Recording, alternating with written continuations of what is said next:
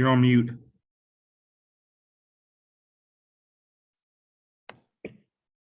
Yeah, it's a we'll approach the game exactly like they're going to play.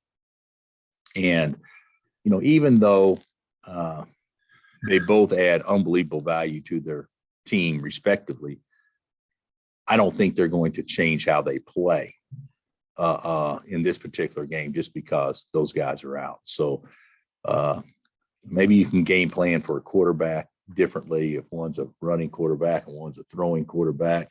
In this situation, we won't do that. We'll guard them the same way we would as if they're both there, even if they don't play. When you look around at hires, a lot of programs try to go young or with an up and coming guy, and Tech went with Mark. Did you enjoy seeing that? You like seeing a guy like that get that opportunity? Well, I like seeing Mark coach. Mark was a Division I coach at Pan American, and he's paid his dues as much as anybody in our profession has. I mean, JUCO, he was Beard's assistant at UALR. Came with him to Tech. He's to Chris's own admission, has played a huge role in the success that they've had down there.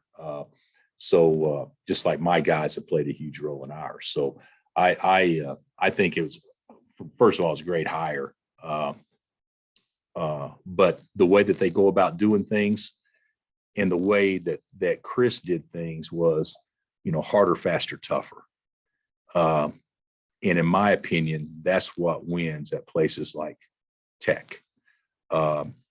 At Kansas, sometimes we get away from that a little bit because you think maybe you can recruit an elite guy. What they've done, they've recruited, 2 lottery picks in Smith and Culver, if I'm not mistaken, that weren't really projected to be that, either one of them.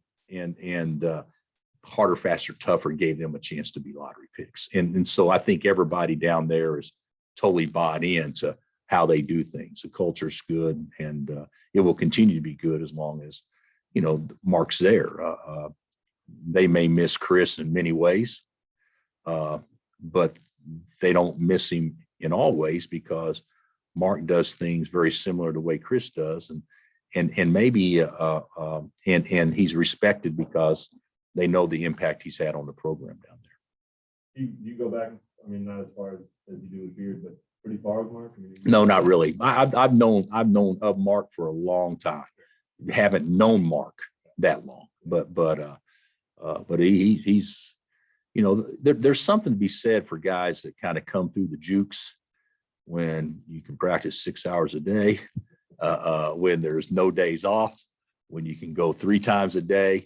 It kind of gives you the respect that, okay, now this is how normal guys do it. And then you get into our situation. Well, you can go 4 hours a day. You got to give them a day off. You can't even let them do interviews on the day that they're day off. And trust me, there's none of that stuff going on in Jukes. And when Mark was doing that, that was when the Jukes were at the pinnacle. So I respect what do you see as the biggest difference between their programs going to him? I mean, if anything, the biggest difference in what now? Between what Beard was doing with those guys. I don't see a big difference. No, I don't see a big difference. I think philosophically they're very similar. And that's why they were together and had those great runs. UALR, where they go like 31-6, and then you go to Tech and flip it and go to the Elite Eight and final game in back-to-back years. So I think that they're on the same page pretty much. Is there an agreement in the league at all with the coaches to not hide the COVIDs? Like, can you call Mark and say how many of your guys are playing, or you roll out 5, 6 guys? Yeah, I don't think it's handled that way. Sean can speak to this. I don't think it's handled that way at all. It's all handled through medical staffs, talking to medical staffs. Think about this. We're playing Texas Tech, and hey, Mark, who's not going to play for you? I mean, he would never tell me, and I would never tell him. It would be the medical staff's job to handle that.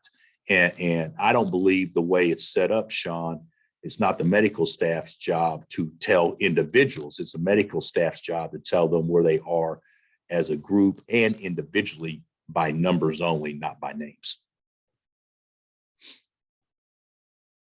How's KU's COVID situation?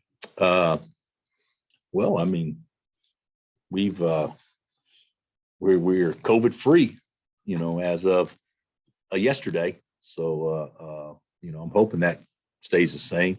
It's amazing to me how you can go from being, you think fine, and then 2 hours later something happens or whatever, and then you're not fine. But going into practice today, yeah, we should have all our bodies with the exception of Bobby, and that's not because of COVID. That's because of he's got the abdominal strain.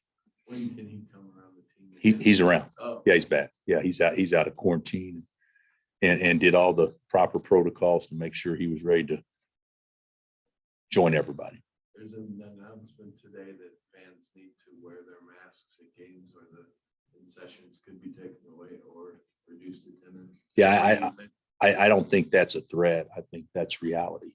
The fact that nobody wants this, but the fact that the surge is happening, and we're dealing with it, and CDC has given their guidelines, municipalities have given their guidelines, all these sorts of things. We need to adhere to caution, and I personally think it's I'm going to coach in a mask if that's what the mandate says I do, and I certainly won't complain about that if that's what the rules are. And my personal opinion is nobody likes it, but if that's what the rules are, that's what the rules are. So if you like attending KU basketball games or whatnot, which 16,000 do every single time we play, then you're going to have to mask up, and with the exception of, I guess, drinking or eating, but you're going to have to mask up and respect that. And if we respect it and handle it right, hopefully in the very near future, that will be taken back or given back to us, that we don't have to do that. But in this particular moment, in the near future, we have to do it. Bill, you know what they're going to do defensively. They've done it for years. I guess what's the key to attacking what they? I think to Matt's point earlier, I think that they're going to do more things defensively than what they did last year with Chris. I think that they could press more, different type of presses, hot, soft, trap ball screen, switch ball screen, switch, not switch. I think they could do a lot of things. The one thing that we know that they're positively going to do is keep the ball on the side and not try to allow middle. So, we got to figure out a way to feed the post where we don't play into their defensive game plan. I think that's very important for us. When you watch them guard the ball, I mean, so aggressive out there. I Does thought it give you comfort that you have veterans? I actually thought the second half against Iowa State, they guarded hot. I mean, their 4 and 5 men were catching it at 40 feet.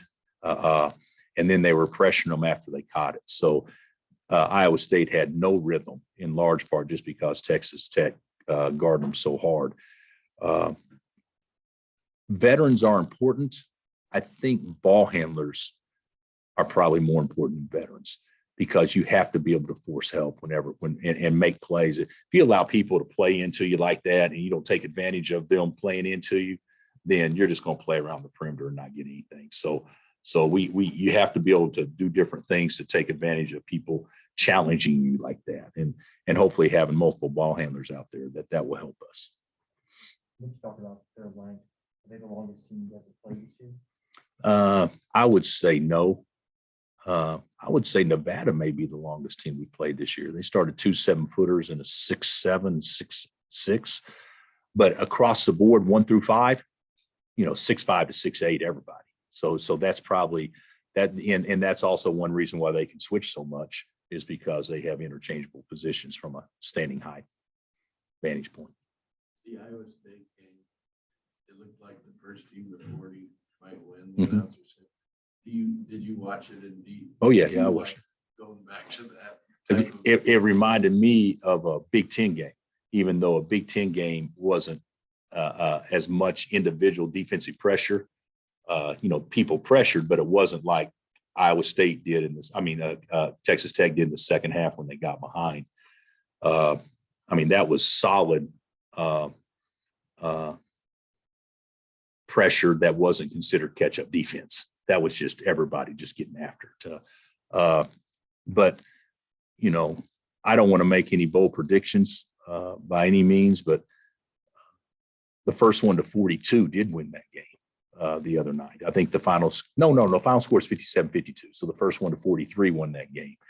I could see something like that being the case as well. And we're going to have to learn to enjoy it and not feel like we're stressing over it, because it's going to be a low possession game compared to Oklahoma State or compared to anybody else we played. Bill, can you give a soundbite on one steal? And he turned it over, then he got it back, like his feet. Has there ever been a better basketball play? I can't believe, you know, if you really look at a top 10 play on ESPN, it'd have to be number one. It didn't even make the top 10, but yeah, it was unbelievable. I mean, get the ball taken from you, fall down, get up, dive, all fours are off the ground, get it back. I mean, he dove. The ball is on the left side of the dude running this way, and he's over here on the right side, and he dove around the dude's body without fouling him to get the ball back and then get it to a teammate. Yeah, I thought it was remarkable. I thought it was a great basketball play. I asked Juan if he saw it yet, and he said yes. And I said, how'd you see it? He said, I watched it on Twitter. I said, how many times? And he said, a lot. So he was pretty proud of himself. He was pretty proud of himself. What will you do with the lineup with Dave and Mitch? I haven't really given it that much thought, but in practice yesterday, we kept it exactly the way we started Oklahoma State. So I guess that could change, but as of now, I'm starting the same guys we did in Stillwater. Remy getting better? Didn't practice yesterday, so his knee was sore and bothering him, but I anticipate him going today. You had a couple of issues at the end of each half. You didn't actually ever lose the lead because of either one of them. Is your defense getting better? I think we've shown glimpses of our defense getting a little bit better, but we've also, you know, letting Likely get to 5 feet all the time and that kind of stuff. I mean, we may take a step forward, but there's also some things that occur that doesn't give us great comfort that we're actually getting better at the rate we like to. But you know, rebounding the ball the second half was really, really good, pivotal. They shot a low percentage. So if you rebound the ball and your first shot defense is good, that's pretty good formula for success. And we were able to do that in that one particular game. But, you know, still remains to be seen if we can, you know, bottle it up and have it travel everywhere we go. I know we talked a lot about your rotation. You played 8 the other night. By design, just game flow, was that?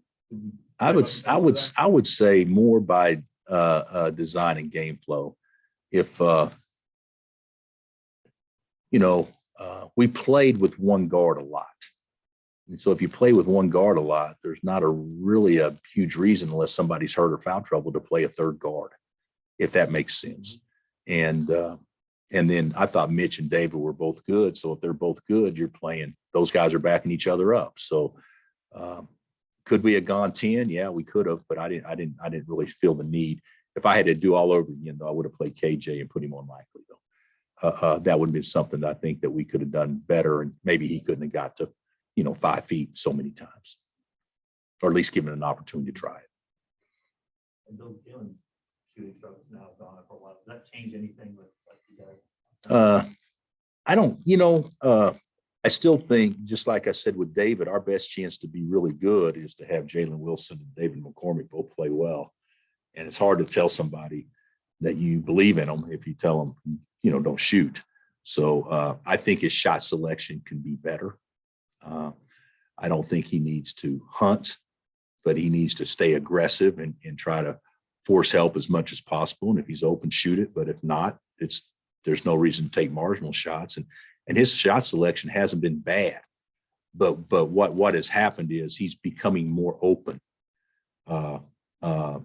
And, you know, you got to make people pay, but there's also a time scoring momentum deal that if you're not feeling it, you can go ahead and make the extra pass too. So, you know, he's kind of caught right there in that situation. But as of now, I know what gives us the best chance to win over time, and I see it in practice all the time. I believe he's gonna start knocking down shots, but the one thing I will say about Jalen, don't make shots, don't do some things that you'd like to see him do offensively, and he still gets 15 rebounds. It's hard to keep a guy out of lineup that's rebounding the ball like